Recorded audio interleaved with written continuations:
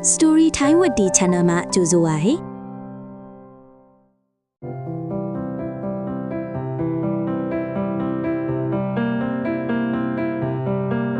ဟေးဒါတို့သမီးတို့တွေဟိုတစ်ပင်စိတ်အောင်မှာသွားပြီးစကားပြောအောင်ဖိုးဖိုးကဒီနေ့မင်းတို့ကိုအရန်ကိုအရေးကြီးတဲ့စိတ်နေစိတ်ထားသဘောတရားပါဝင်တဲ့ပုံမြင်လေးတစ်ပုဒ်ပြောပြမယ်ပုံမြင်လေးရဲ့ခေါင်းပင်ကတော့ရွှေရောင်ငကလေးနဲ့ပြားပင်မှာပုံမြင်လေးဖြစ်ပါတယ်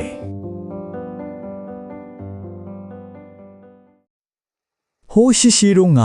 တတော်ကြီးတခုထဲမှာရွှေရောင်အစင်းတောက်တောက်လင်းလင်းနဲ့အမွှေးတောင်ကလည်းလှပလုံးနဲ့ငကလေးတစ်ကောင်နေထိုင်စတဲ့သူရဲ့ရုပ်အစင်းကိုမြင်ဘူးတိုင်းငေးမောရလောက်တဲ့အလှတရားကိုပိုင်းဆိုင်ထားပါတယ်။ဒါပေမဲ့သူဟာအလွန်ကိုမောက်မာရိုင်းဆိုင်ပြီးသူရဲ့အလှပကိုအမျက်ကြွားလေးရှိရဲ့မှတ်ကလေးတစ်ကောင်ဖြစ်နေတယ်။သူဟာကောင်းကက်ပေါ်ပြောင်းဝဲရင်လဲသူရဲ့အလှကိုအမွှန်းတင်ပြီးအခြားသောမှတ်များကိုတွေ့ရင်ကဲရဲကပြိုးတတ်တယ်။သူဘလို့ပြောနေလဲဆိုတော့ဟဲ့မင်းတို့ကငါလောက်မလှဘူးငါအနာမကတ်နဲ့ဆိုပြီးအမြဲပြောလိမ့်စီတယ်။ဒီနေ့မှာတော့ငှက်ကလေးဟာပြန်တန်းရင်းနဲ့ပြောင်းကြီးအခုကိုတွေ့ပြီးအဲ့ဒီနေရာကိုဝင်သွားတယ်။အဲ့ဒီမှာရှိနေကြတဲ့ပြားအားလုံးဟာမယမနာအလုတ်လုံနေကြပြီးရွှေရောင်ငှက်ကလေးကိုအဖက်မလုပ်ပဲအလုတ်ကိုလုံနေကြတယ်ပဲ။အဲ့ဒါနဲ့ရွှေရောင်ငှက်ကသူ့ကိုပြားများကဂယုဆိုင်လာအောင်အတန်အကျဲကြီးနဲ့ဟဲ့ပြားတို့နင်တို့တွေတနေကုန်ပဲအလုတ်လုံနေကြလားနေပူလဲမှာလှုပ်တော့နင်တို့ဒီဘယ်လှုပ်ပြီးလှအောင်လဲဒီမှာကြီးစမ်းငါကောအေးဆေးဆေးหนีပြီးလွတ်နေတော့ငါဘလောက်လှလဲဆိုပြီးပြားဒီကိုခနဲ့တဲ့လေစနဲ့ပြောတယ်အဲ့ဒီချိန်ပြားအားလုံးငြိမ်နေကြပြီသူ့ကိုဝိုင်းကြည့်ကြတဲ့အချိန်မှာပြောင်းတဲ့ကနေပြားပြင်မှာကပြုံးလေးနဲ့သူ့ရှိကိုလှမ်းလာပြီးစကားလေးပြောတဲ့ဘာပြောကြမလဲထင်လေကလေးတို့ကြီးစိတ်ဆိုးလေလေတန်းတန်လားဒါမှမဟုတ်အားနေတဲ့တန်းလားဒီပြားပေမှာတော့အတန်ချိုလေးနဲ့ရွှေရောင်ငှက်ကလေးကိုဒီလိုစကားနဲ့ပြန်ပြောတယ်ရွှေရောင်ငှက်ကလေးရေမင်းလာပါတာကတော့ဟုတ်တယ်မှန်းပါတယ်ငါတို့လက်ခံပါတယ်ဒါပေမဲ့နင်းတကိုးစားတော့ပဲလာနေလားအများတူထွက်လဲဘာကြိုးမှမရှိပဲဖြစ်နေတယ်ဒါပြင်သူများကိုလည်းအဖြစ်တင်ကဲ့ရတယ်လို့သူများအဘောကိုလည်းမောင်းမာသွားဆက်ဆံပေးအောင်တယ်ငါတို့ကဒီမှာစီလုံးလုံးနဲ့ပန်းရဲ့ဝတ်မှုတွေကူးပေးတာလို့လုပ်ပြီးဒေါ်ထဲမှာပန်းပင်တွေတစ်ပင်တွေအားကောင်းအောင်အသက်ရှင်တန်ပြီးမွေးကြိုင်နေအောင်ငါတို့ကအလုံးလုံးနေကြတာပါနင်းရဲ့အလှကတော့နင်းအတွက်ပါပဲဒါပေမဲ့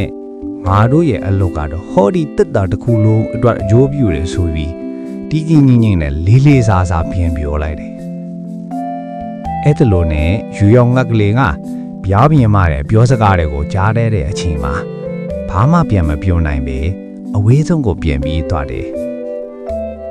ပြန်တဲ့လာရင်တစ်ပင်တပင်ပေါ်မှာရွှေရောင်ငက်ကလေးကပြားပြင်မှာပြောခဲ့တဲ့စကားတွေကိုပြန်လဲစဉ်းစားပြီးဝမ်းနေတယ်ရွှေရောင်ငက်ကလေးကငါလှပပြီမယ်ဟောဒီတစ်တော်တဲ့အတွက်ငါဘာသားမှမလုပ်ပေးနိုင်ဘူးအကျိုးလည်းမပြုနိုင်ဘူးကောလူစိတ်ထဲမှာတွေးပြီးနောင်တရသွားတယ်အဲ့ဒီလိုနဲ့ရွှေအောင်ငါကလေးသူ့ရဲ့စိတ်ကိုပြုပြင်ပြောင်းလဲပြီးအများသူအတွက်အကျိုးဖြစ်ဖို့နေထိုင်ရန်ဆုံးဖြတ်လိုက်တယ်ကဲကလေးတို့ရေရွှေအောင်ငါကလေးကဘာဒီပြုပြင်ပြောင်းလဲပြီးပါလို့မလဲထင်ဒီမှာရွှေရောင်ငှက်ကလေးကနောက်နေ့ကနေစားပြီးအခြားသောငှက်တွေကိုအလုံးလုံးကူလုပ်တယ်သူများအကူနီလိုအပ်နေသူမန်းမြအားတက်တဲ့ဝါနဲ့ကူညီဆောင်ရွက်ပေးတယ်အခြားငှက်တွေတိစီရီမတင်နိုင်လို့သူကဝင်ကူပြီးတယ်သူများအိမ်ပြောင်းပြီးအိမ်တစ်ဆောက်ရတဲ့သူကကူညီပေးတယ်အဲ့ဒီချိန်ကစပြီးရွှေရောင်ငှက်ကလေးကအရင်လိုမောင်းမှတော့မဖဲအခြားသောတရိษံတွေကိုနေ့စဉ်ကူညီပေးနေတယ်ရွှေရောင်ငှက်ကလေးကအဲ့ဒီလိုနေ့စဉ်အများကိုဝိုင်းကူပေးတာဘာဖြစ်မလားထင်လဲကလေးတို့ရဲ့ဟုတ်တယ်အချင်းကြလာတော့တောတဲ့ကတရိထန်အားလုံးဟာရွှေရောင်ငှက်ကိုသူ့ရဲ့အလှအကြမဟုတ်ပဲနဲ့သူ သူ့ရဲ့စိတ်ကြကအလိုက်လိုက်လဲနဲ့ဂယုနာထားပြီးကုနေဖွေခဲ့တဲ့ကြောင့်မလို့တတော်တစ်ခုလုံးမှာရှိတာနေကြသူအားလုံးကသူ့ကိုဝိုင်းချစ်ကြတယ်ပုံမြင်လေးတော့ဒီလောက်ပဲကလေးတို့ရေဒါတို့သမီးတို့ရေဒီပုံမြင်ကိုကြားညာတော့ဘာတွေတင်ခန်းစာကြကြလဲမှတ်ထားကြနော်ဒီပုံမြင်လေးရဲ့တင်ခန်းစာကတော့အလှပကတော့အပြင်ကိုယ့်ရဲ့ပြင်ပခဏကိုပြောတာမျိုးမဟုတ်ပဲကိုယ့်ရဲ့အတွင်းစိတ်လှပနေမှာဒါ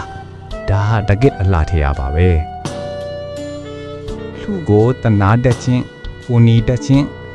အခြားသူအတွက်အကျိုးရှိအောင်လုပ်နိုင်ခြင်းကအလှပါလာတဲ့ပိုလှတယ်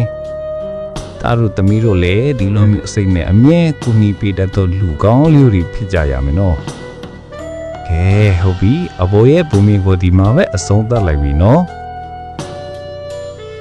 အဖိုးရဲ့ပုံမြင်ကိုကြိုက်နှစ်သက်မဆိုရင် like and subscribe လေးလည်းလုပ်ပြတော့ဘူးနော်နောက်မှပြန်လဲချုံတွေ့ကြမယ်သားသားမိမိတို့ရေ